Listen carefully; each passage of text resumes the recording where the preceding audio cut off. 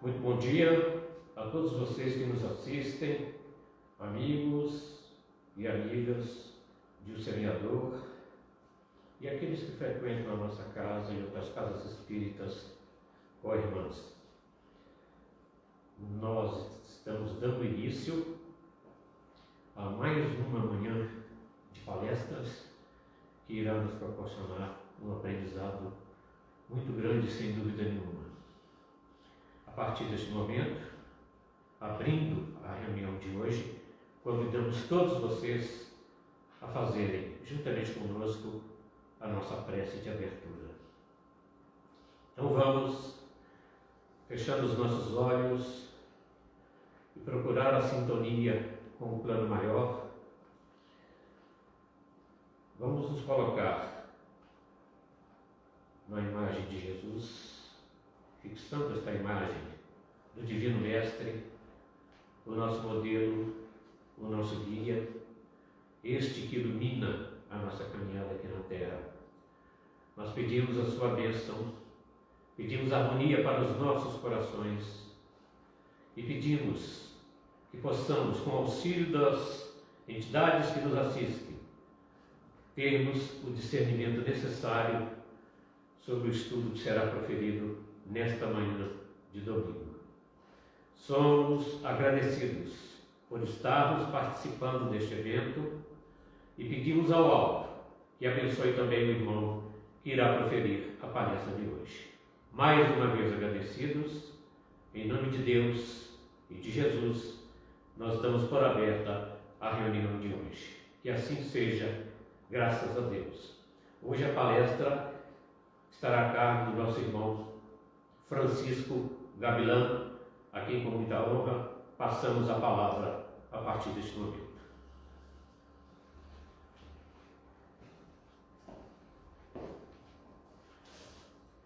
Olá, irmãs, irmãos, companheiros, amigos, bom dia. Sejam todos bem-vindos a esse nosso encontro, em que deduziremos teses a propósito da nossa existência junto à espiritualidade, perseguindo o Evangelho de Jesus, perseguindo no sentido melhor da expressão. Mas a nossa palestra de hoje, segundo o calendário de palestras da casa, é um capítulo do livro Palavras de Vida Eterna, que o Emmanuel designou como Estejamos Atentos. E ele tem por base uma carta de Tiago, a epístola de Tiago, no capítulo 4, no versículo 5, que diz, apenas esse versículo diz, se o Senhor quiser e se vivermos, faremos isto ou aquilo.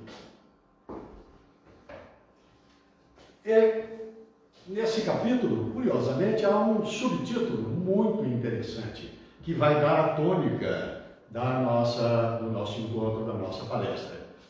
Esse subtítulo é a falibilidade dos projetos humanos, ou seja, a falência dos projetos humanos.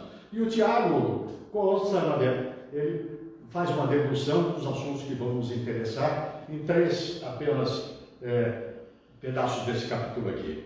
Ele diz o seguinte, hoje ou amanhã, nós iremos a uma determinada cidade, uma tal cidade, e lá nós contrataremos, ganharemos dinheiro, e ele faz uma advertência. Isso é uma presunção, diz ele. Quem é que pode saber o que é que vai acontecer amanhã? O que acontecerá amanhã? E aí é que vem o título, então, que o Emmanuel aproveitou. Se o Senhor quiser, e se vivermos, faremos isto ou aquilo. E a parte que nos chamou mais atenção é o último versículo desse capítulo aqui, que diz, aquele, pois, que sabe fazer o bem e não o faz, comete o pecado. É claro que pecado está designado aí, na verdade, como falta de atenção, de vigilância, e que trará consequências para a criatura. E aquele que fizer o bem e não o faz, comete o pecado, e vai ser mais ou menos essa a tônica do nosso encontro. Há 3 aspectos que nós queremos chamar a atenção nessa carta, nessa epístola aqui. Primeiramente, a prevalência de obter o sucesso da criatura humana.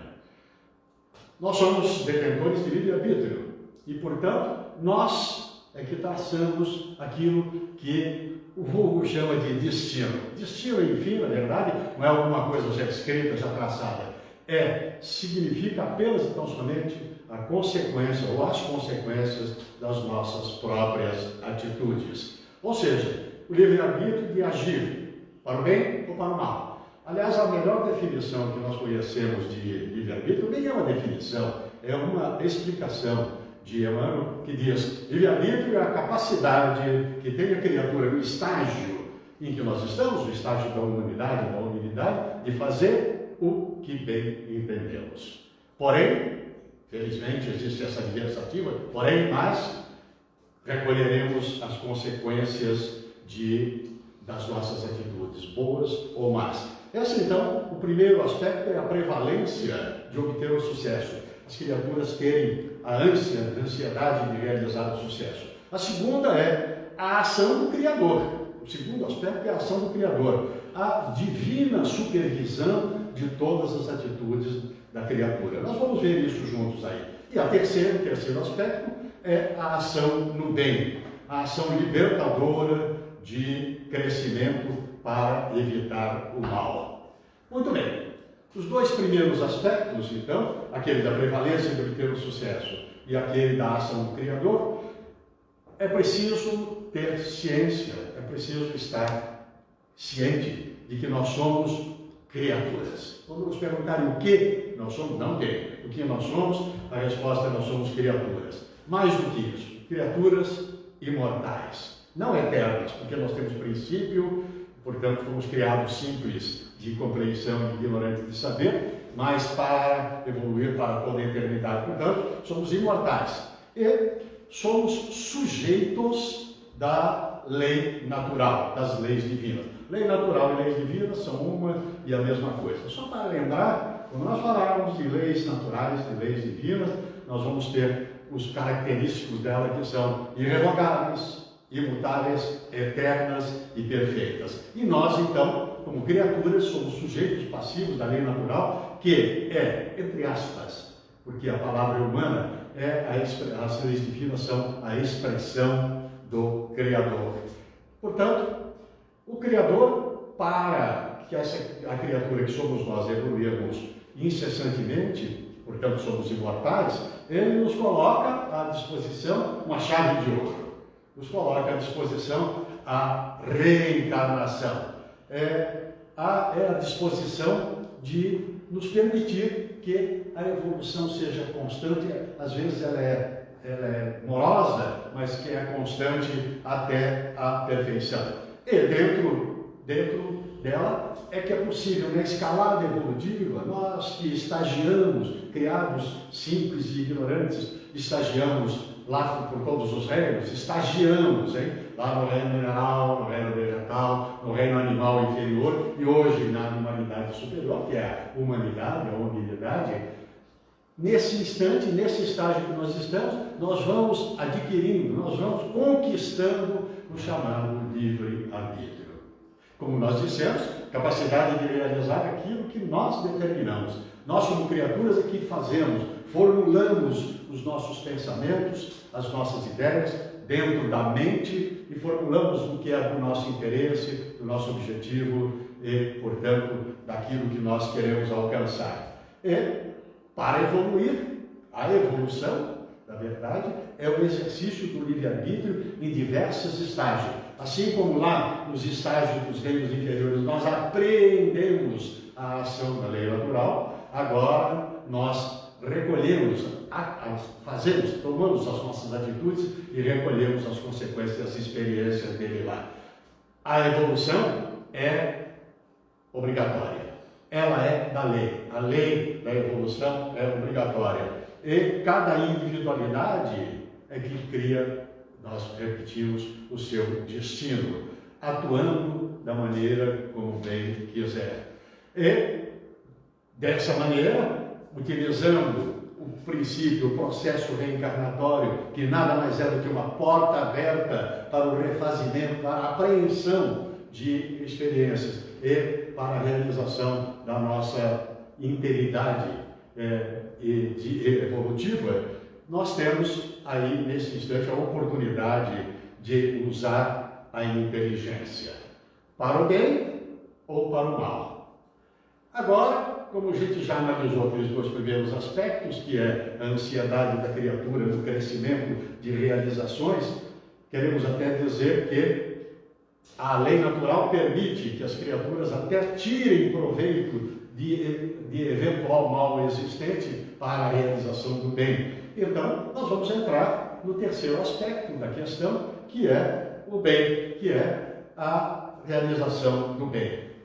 Se o Criador é soberano e infinitamente bom e justo, e nós somos a criatura, nós carregamos, nós levamos essa potencialidade de bondade e de justiça também. Entretanto, detentores do livre-arbítrio, nós utilizaremos essa potencialidade da maneira como nós julgarmos.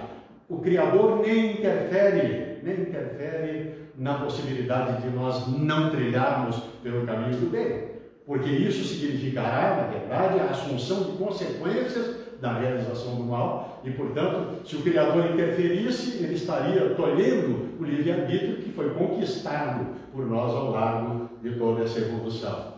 Pois é, mas a primeira questão, a primeira pergunta é: o que é o bem? Será que o bem é o que vulgarmente as criaturas dizem? É ficar rico? É ter glória? É ter sucesso? E ter dominação? Ter subjugação de interesses pessoais para nós? Para enganarmos de interesses nossos? Não. Quando Kardec perguntou para os espíritos, está lá no Livro dos Espíritos, na questão 630, só para conferir, na verdade, perguntou o que era o mal, os espíritos responderam o que era o bem. O bem é estar em conformidade com a lei natural.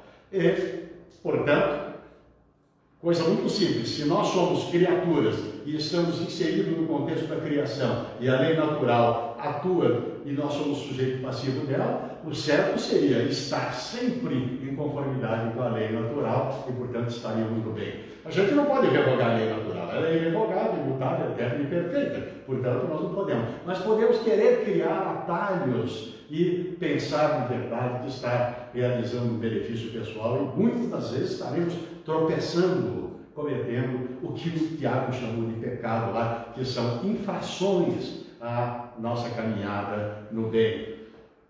Os Espíritos definiram com clareza total, tranquila, de que o mal é a ausência do bem. Como é que nós escarafunchamos essa situação? Da seguinte maneira: se o bem é oriundo, é originário da lei natural, que é a expressão do Criador, e o Criador é sempre bondade e justiça, então o mal não é criado pelo Criador. O mal é simplesmente a não prática do bem, e isso só ocorre no estágio que nós estamos. Não há que se cogitar da existência do mal nos reinos inferiores, muito menos lá no reino mineral, em que não existe o fenômeno chamado vida. Estão lembrados, queridos irmãos e irmãs, o que é vida? Vida é aquilo que nasce, se alimenta, cresce, reproduz e morre. Então isso já começa, na verdade, lá no reino vegetal. Não há possibilidade de pensar na existência do mal no reino vegetal. Não há a livre disposição, o livre-arbítrio. Na animalidade inferior existem já os instintos, mas que não são ainda a expressão do mal. Na verdade, quando a animalidade aparentemente comete aquilo que as criaturas acham uma infração, como por exemplo o ataque ao outro animal, estão simplesmente exercitando a lei natural, qual seja a da manutenção da sua própria espécie, a sua vivência. Então, não há mal nenhum, é o instinto. Então, nós temos lá os atos reflexos lá no reino vegetal, nós temos os instintos no reino animal inferior, na animalidade superior à qual nós pertencemos, já que nós já estamos, a hominidade, a humanidade, então nós já temos também os atos reflexos, os instintos, mas esses instintos já se vertem, na verdade, em pensamento contínuo, aquilo que era pensamento fracionário, ideias relâmpagos na animalidade, se verte em pensamento contínuo e, portanto, vai aperfeiçoando a racionalidade e aí conquistando o livre-arbítrio. Dentro do contexto da existência do livre-arbítrio é que é possível, em razão de o Criador permitir que nós realizemos a nossa evolução diante daquilo que nós desejamos, e muitas das vezes aquilo que nós fazemos está fora do contexto, como disse o pecado, como disse o Tiago, no pecado, ou seja, em infrações. Então, o mal é uma decorrência de não exercício do bem. Fazer o bem, queridos irmãos, não é só dar o sapato para a criatura que está descalça, não é dar o agasalho só para aquele que tem frio, não é dar o alimento para o corpo físico daquele que tem fome. Isso tudo é também atos de fraternidade. Mas isso é uma expressão fraterna de chamado, na verdade, de desapego material. Graças a Deus, que uma grande parcela das criaturas tem esse desapego dos bens materiais e assiste as criaturas necessitadas sob o ponto de vista material. Mas a espiritualidade nos ensina, nas lições, seja ela no Evangelho segundo o Espiritismo, seja ela no Livro dos Espíritos, ela nos ensina que fazer o bem é, sobretudo, principalmente, além das atitudes fraternais materiais, principalmente ser útil. Dando o quê? Como é que a gente é útil à humanidade, a outra criatura? E com isso, útil para nós também. Deixa eu fazer um parênteses agora aqui, onde é que eu falo em ser útil para nós também. Para tornar útil o bem, ao nós tentarmos expandir a nossa bondade, ou um gesto de bondade, de utilidade em favor do próximo, é preciso, primeiramente, que nós concatenemos isso na nossa mente. Formulemos uma ideia, um pensamento. E isso a mente, na verdade, não é um lugar do corpo físico, nem um lugar e, portanto, não é um lugar do cérebro, que também é pertencente ao corpo físico, mas a mente é uma propriedade da alma, do ser espiritual, que somos nós. Nós somos o ser fundamental e ocupamos o corpo físico, portanto, o cérebro, para emitir, na verdade, ações para comando do corpo físico. E, portanto, quando nós formulamos essa a ideia, o pensamento, nós estaremos, quando colocarmos ele em ação, nós estaremos formulando o pensamento em forma de matéria. O pensamento é uma matéria altamente sutil. Até a ciência já está hoje definindo o pensamento como matéria. Matéria de altíssima sutilidade para poder exercitar, para atuar no mundo físico. E se ele é matéria, portanto, ele é uma composição atômica, molecular. E, ao ser emitido o pensamento, nós formamos essa matéria, como toda matéria, na verdade, é revolução intrínseca, é trabalho constante, é uma renovação constante, nós estaremos produzindo um campo de força em torno do objeto do nosso pensamento, da nossa ação no bem, da chamada bondade em termos de utilidade. Supondo que nós verticalizamos essa nossa ação em favor de uma criatura, e é isso que interessa efetivamente, realizar o bem em favor de alguém, nós criamos esse campo de força extraordinário, envolvendo a criatura no sentimento sutil, extraordinário de assistência, de utilidade, de manutenção, de esperança no coração da outra criatura. E aí atua uma lei da física, que, obviamente, por ser uma lei da física, nós somos criaturas, essa lei se aplica a nós e, portanto, ao nosso pensamento. É a lei de ação e reação. Ao nós agirmos no bem, criando esse campo de força que envolve a criatura, objeto da nossa atenção, haverá uma refração, haverá um retorno, daí a ação provocará uma reação. muitas das vezes, diz o cientista, inclusive duplicada, potencializada em maior. O que significa, então, ser útil? É agir com respeito às outras criaturas. Princípio natural, seja ela do direito, seja da ciência, seja da filosofia, e portanto é do espírito, é do espiritismo, os espíritos nos ensinam. O respeito é saber respeitar o direito e os interesses da outra criatura, para que o nosso seja respeitado também. É a atenção. Nossa, a atenção. Que tipo de atenção, na verdade? A atenção que a gente verticaliza para aliviar a angústia e a ansiedade de outras criaturas.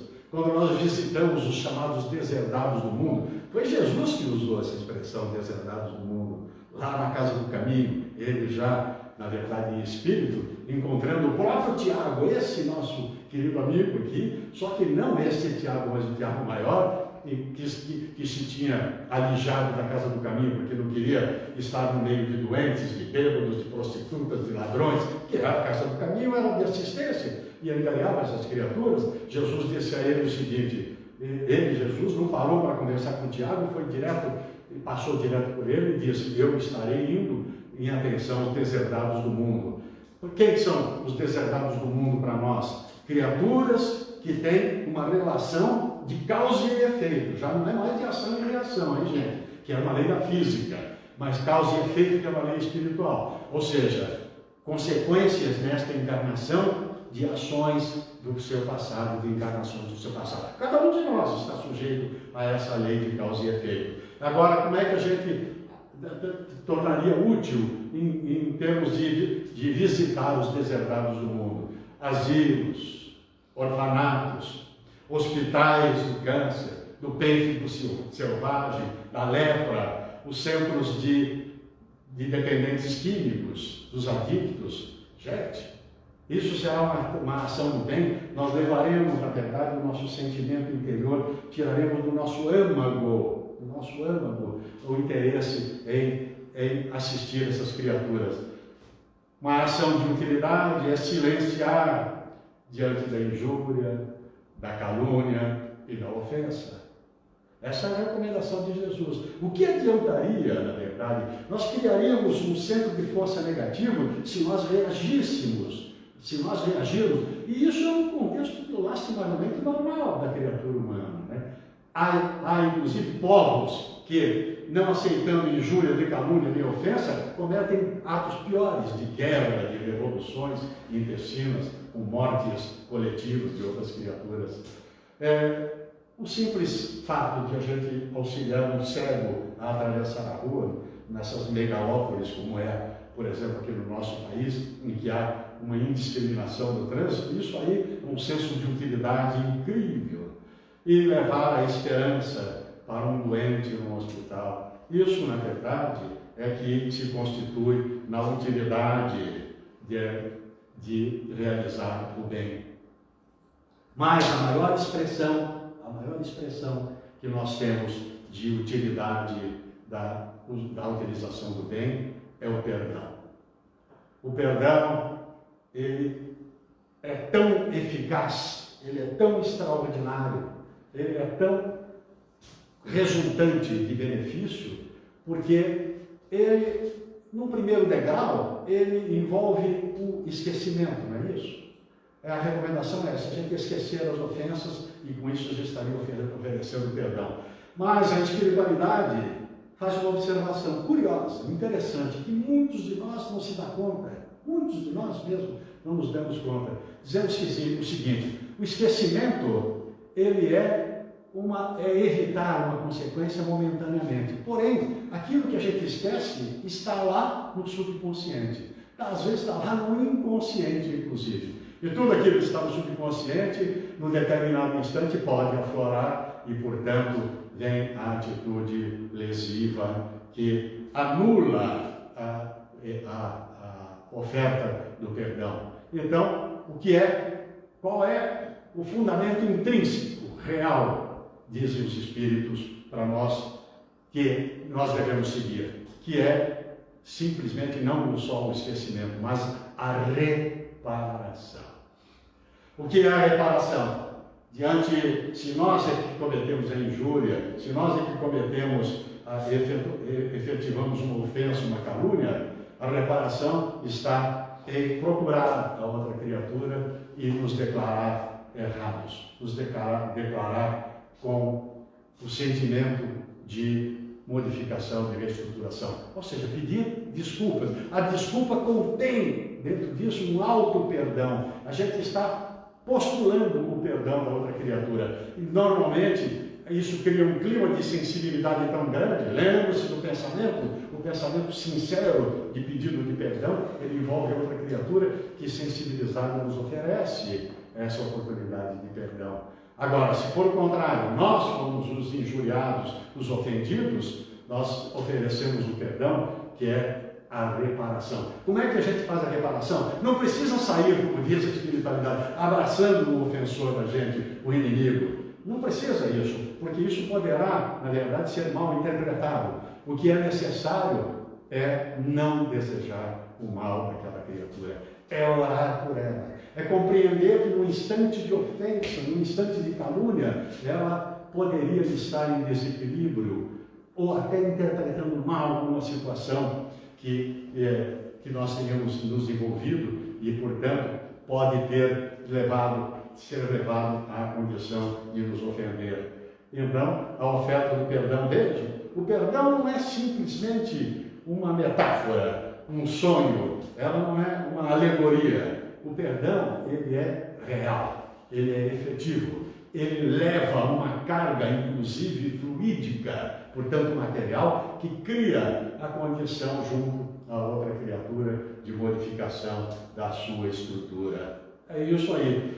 Aí alguém poderá dizer, mas é muito difícil, é muito complicado isso para mim, eu ter essas atitudes com relação às outras criaturas, visitar doentes, alimentar outras criaturas, dispor de um cego. Eu estou muito ocupado, eu tenho que cuidar da minha família, do sustento dela, da educação dela. Olha, gente, tem uma resposta no Livro dos Espíritos.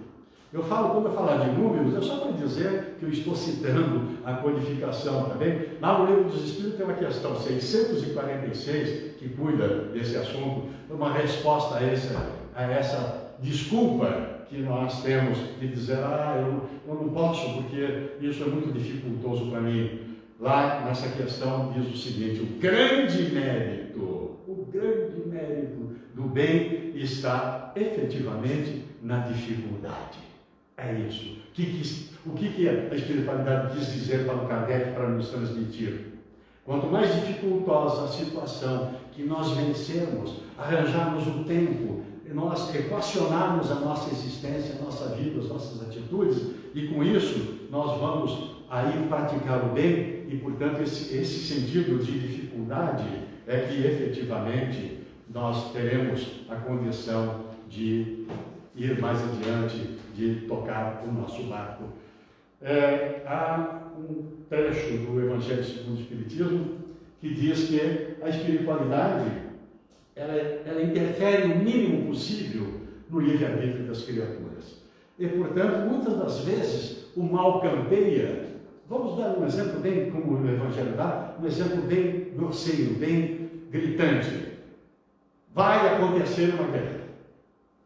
Um grupo de criaturas, por seu livre-arbítrio, por sua ansiedade, como a gente analisou no primeiro aspecto da carta do Tiago, na ansiedade de dominar, de domínio da criatura, de subjugação de outros povos, de obtenção de resultados econômicos, ela decide, é livre-arbítrio dela, vai haver guerra. A espiritualidade tenta inspirar essas criaturas, mas não incute, não obriga a criatura, porque ela tem livre-arbítrio de praticar o ato. Então ela está achando um atalho para os seus desejos, para as suas ansiedades, e vai declarar uma guerra. E aí é que vem a lição da espiritualidade lá no Evangelho segundo o Espiritismo. Até do mal, declarar uma guerra é um mal invisível, é um mal incrível, que provoca desencarnes coletivos, ódios de toda a ordem, né? Então a espiritualidade diz que até no mal, o mal vai ocorrer a guerra vai ocorrer, então a espiritualidade se utiliza da melhor maneira possível para extrair qualquer consequência boa disso. O mal acontece e a espiritualidade trabalha incessantemente para transformar as consequências menos ruinosas e no bem. É um exemplo incrível, isso não está lá no Evangelho segundo o Espiritismo, nós tiramos, na verdade, da história, inclusive da história da espiritualidade, nos livros consequentes de orientação da doutrina espírita. Por exemplo, Napoleão tinha desejo de conquista de toda a Europa e invadiu diversos países. Claro, tinha força, tinha domínio e tinha, inclusive, a economia suficiente para poder angariar recursos para declarar a guerra. Vamos então colocar aquilo que a espiritualidade diz. Ele quer dominar, ele tem o desejo de invadir outros países e, se necessário, declarar guerra, matar e tudo. Ele estava desejoso disso. A espiritualidade não poderia interferir no livre-arbítrio dele. Poderia, quem sabe, e fez isso com certeza absoluta, durante os desdobramentos dele em espírito, tentar convencê-lo de que isso, na verdade, seria ruinoso e desnecessário. Para quê? O domínio. Por que razão teria esse domínio? Mas ele iria fazer de qualquer maneira. O que faz a espiritualidade? Esperou a primeira invasão dele, o primeiro país que ele invade, ele trucida um monte de gente lá, foi a Espanha. Qual o benefício que a espiritualidade tirou? Fez com que ele, na verdade, se insurgisse de uma maneira definitiva e eficaz com relação ao Santo Ofício. É isso. Nós vivíamos há quase 1000 anos nas trevas espirituais. Era proibido pensar. Havia um domínio clerical que assambarcava a Espanha, nascido na Espanha e em Portugal, e assambarcava todo mundo, na verdade. Era a Inquisição negra, que proibia as criaturas e sacrificava as criaturas que não pensavam como eles, que não professavam os seus desejos, os seus instintos. Portanto, era um outro tipo de guerra. Era uma guerra que, além de fisiológica, uma guerra mental, moral, ética, que silenciava as criaturas. Então a espiritualidade aproveitou que haveria a invasão do Napoleão, a invasão à Espanha, então inspirou a resolver definitivamente o assunto de extirpar o chamado Santo Ofício, a Inquisição do planeta Terra. E isso ocorreu efetivamente. Ocorreu. Existe uma questão no Livro dos Espíritos muito curiosa nesse sentido, muito curiosa. 783, 86, uma coisa desse tipo aí. Diz lá o seguinte: quando um povo não evolui quanto deveria, a lei natural, lembra-se que a lei natural? Lei natural e lei divina são uma e a mesma coisa. Chama lei natural sobre o aspecto científico e divina sobre o aspecto da origem divina do Criador. Então a lei natural intervém quando o povo não evolui quanto deveria. A lei natural intervém no sentido de criar cataclismas de ordem física e de ordem moral para repor as questões do bem. Foi o que aconteceu no exemplo que nós demos lá. E sabe o que propiciou, meus queridos irmãos? O que ficou propiciado, e isso nos dá, lá no final do livro A Gênese, nos dá a ideia, e nós conseguimos ampliar essa ideia através do nosso querido Emmanuel, com as lições dele. Qual foi a consequência? Uma vez terminada a Inquisição, extirpada a Inquisição, tinha que se estabelecer um mundo novo. Teria que ser uma revigorada, uma luz para a humanidade. E foi efetivamente trazida essa luz para a humanidade. Parece que houve um conserto, não parece. Houve um ajuste na espiritualidade e reencarnaram no planeta Terra todos os luminares do conhecimento humano, desde ali de mais ou menos 1795, 1800, até a entrada do século XX, até o começo do século XX, reencarnaram no planeta Terra todos os luminares do conhecimento humano, da física, da química, da biologia, da matemática, das artes de uma maneira geral, dentro das artes, na literatura, na poesia, na pintura. Não é, gente? Nasceram todos os luminares de todas as ciências, de todas as artes do planeta Terra, e eles até hoje nos trouxeram todos esses ensinamentos. Houve uma revigorada, está aí porque se chamou, na verdade, a época de luz, para combater as trevas. Viram só? O mal existiu e a espiritualidade interferiu para realizar o bem,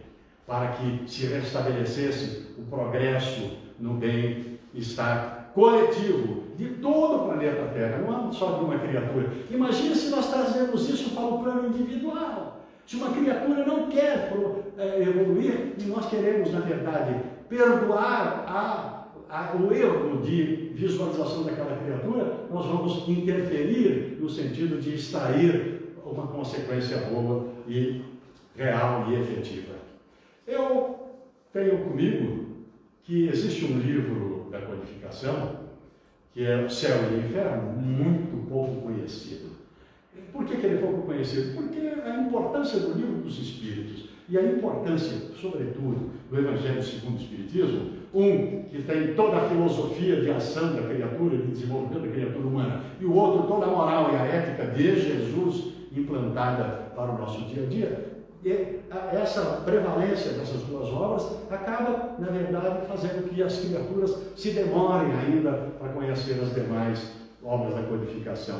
E nós trazemos a propósito do nosso assunto, o Céu e o Inferno. Lá no livro Céu e Inferno, existe um código penal da vida futura. É isso mesmo, código penal da vida futura. O que quer dizer isso? É a identificação da espiritualidade para o Kardec de ações praticadas na vida corpórea que vão produzir efeitos futuros para as encarnações futuras da criatura. Alguns dos efeitos são imediatos, são atitudes da criatura provocadas aqui e cuja reação é aqui mesmo e ela deve ser modificada aqui mesmo. Mas aqui está tratando, na verdade, Código Penal da vida futura. E quando ele fala penal, ele não está falando de castigo do Criador. Não há possibilidade de nós imaginarmos que o Criador possa castigar alguém. Ele é infinito e soberanamente bom e justo. E, portanto, esse penal é a autopenalidade. É o autoferimento que a criatura faz. Nós somos vítimas de que nós somos os próprios algozes. Nós somos o resultado, as nossas atitudes são o resultado das nossas próprias ações, do exercício errado do livre-arbítrio. Mas, felizmente, antes de nós entrarmos no Código Penal da Vida Futura aqui para fechar esse assunto, nós vamos deixar claro que nossas existências futuras dependem das nossas atuais. Nós hoje somos o reflexo das nossas existências anteriores, aproveitando as experiências positivas, exaurindo as negativas através da reencarnação, ou seja, da possibilidade de uma vivência para consertar novamente, e nós hoje seremos o espelho, para a nossa existência futura. A nossa lição de hoje chama Estejamos Atentos. A recomendação do nosso Emmanuel perante esse assunto todo de que nós tratamos aqui. Vamos ver uma questão lá no livro Céu e Inferno, no Código Penal da Vida Futura. É a 8ª penalidade, vamos dizer assim. É a 8ª questão. Ele diz: sendo infinita a justiça de Deus, estou lendo a página do livro, tá bem? Sendo infinita a justiça de Deus, o bem e o mal são rigorosamente considerados, não havendo uma só ação, um só pensamento mau que não tenha consequências fatais. Como não há uma única ação meritória, portanto, no bem, um só bom movimento da alma que se perca, mesmo para os mais perversos. Por isso que constituem tais ações um começo de progresso. Viram?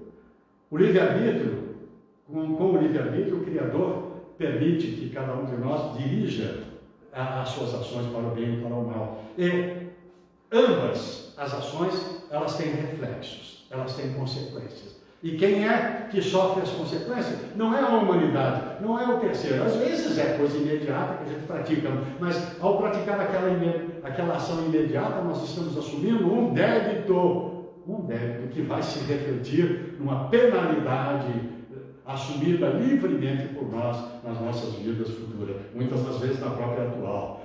Olha só a nona questão, ou a nona apenas, se quisermos chamar assim. Toda falta cometida, todo mal realizado é uma dívida contraída que deverá ser paga. Vamos analisar já isso. Se ou não for em uma existência, quer dizer, se não for imediatamente, será, portanto, na seguinte ou seguintes existências. É isso aí.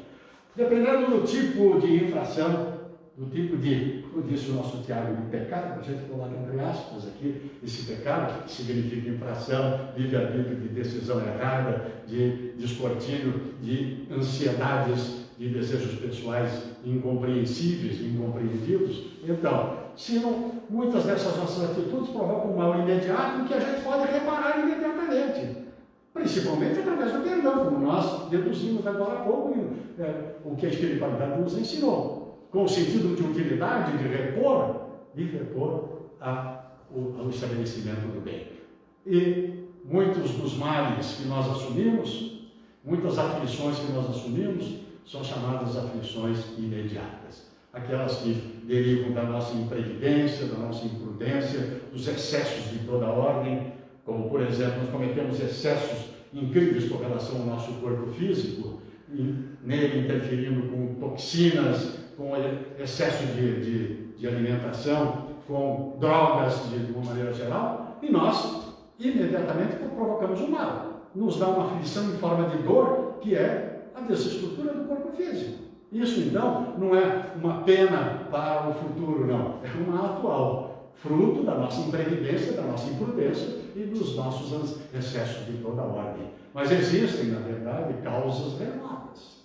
É isso. Incompreendidas as nossas aflições.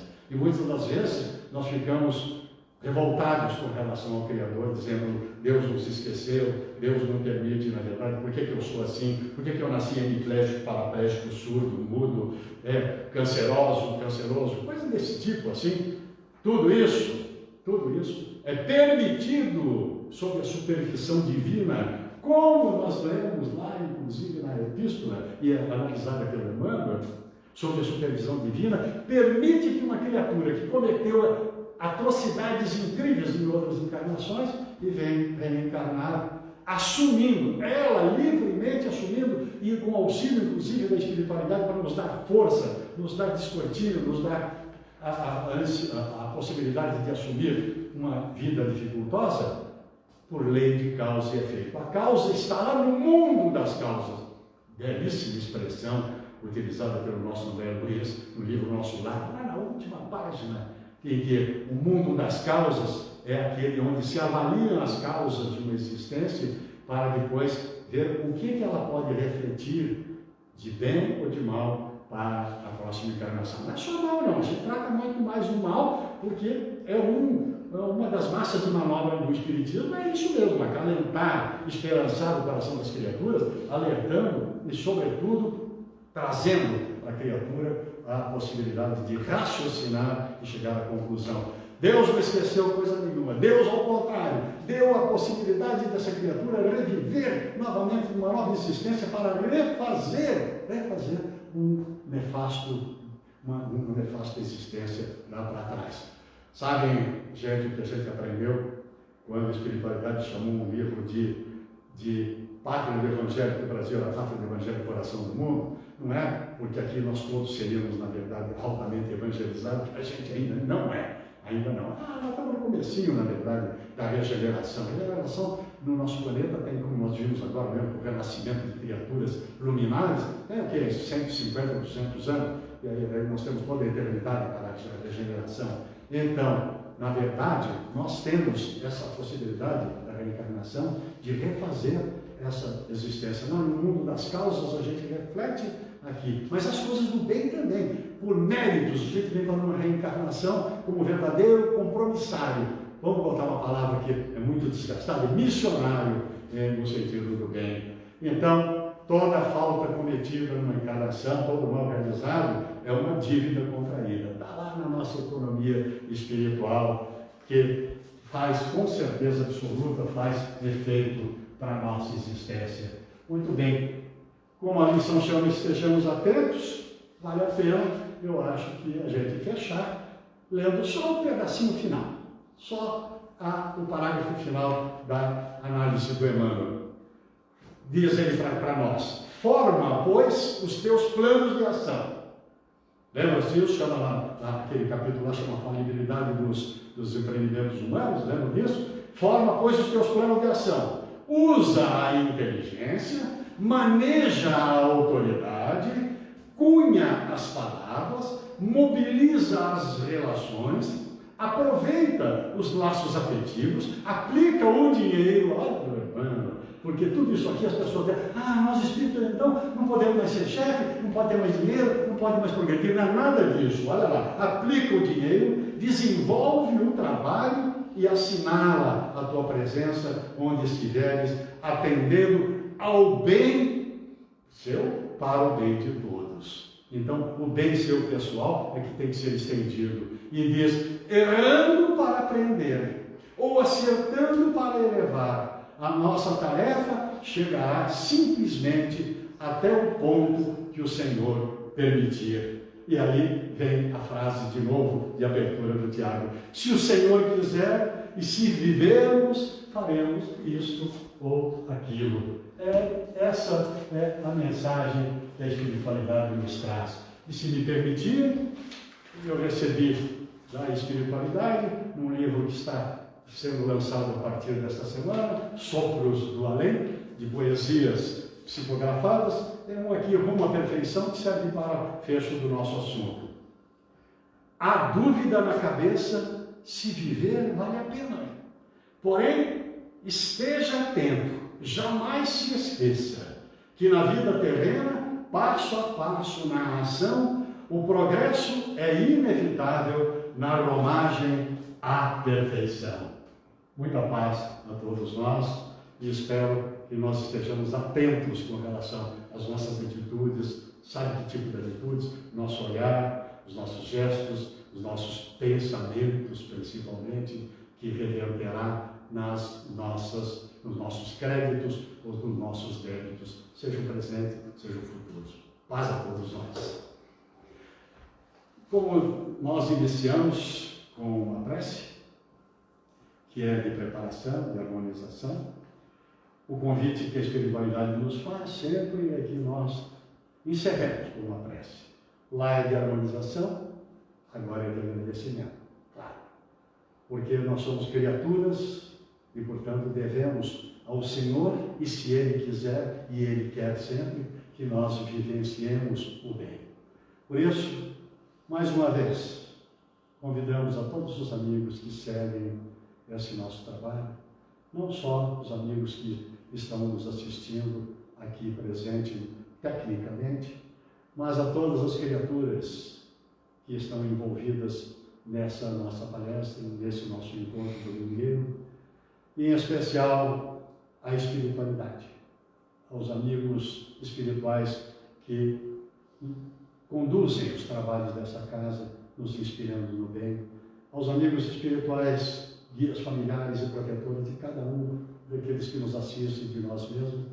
Vamos pedindo a eles licença para servir, para que eles sirvam, na verdade, de degrau, para nós seguirmos ao amorável Mestre Jesus e dizer a Ele: amado Mestre, muito obrigado pelas lições de moral, de ética, abrindo o caminho do nosso progresso, da nossa melhoria. E se melhor não aprendemos ainda a mercê da nossa inferioridade. Mas falando de inferioridade, Jesus amado, permite que nos dirijamos ao Pai de misericórdia novamente, para dizer a Ele: Senhor da vida, muito obrigado pela possibilidade de existência. Muito obrigado por esta encarnação, por este estágio de existência. Mas muito obrigado por nos permitir que nos aproximássemos das luzes da espiritualidade, de entendermos a relação de causa e efeito, de ação e reação educação para a nossa melhoria. Não é para simples intelectualidade, mas sim para aplicar no sentido do exercício do bem.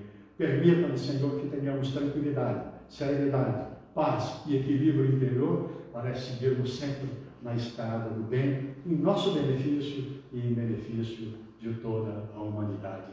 Despede-nos em paz, para que possamos ir para os nossos redutos familiares e para o nosso exercício de relação social com essa paz e com tranquilidade. Muito obrigado, Senhor. Graças a Deus.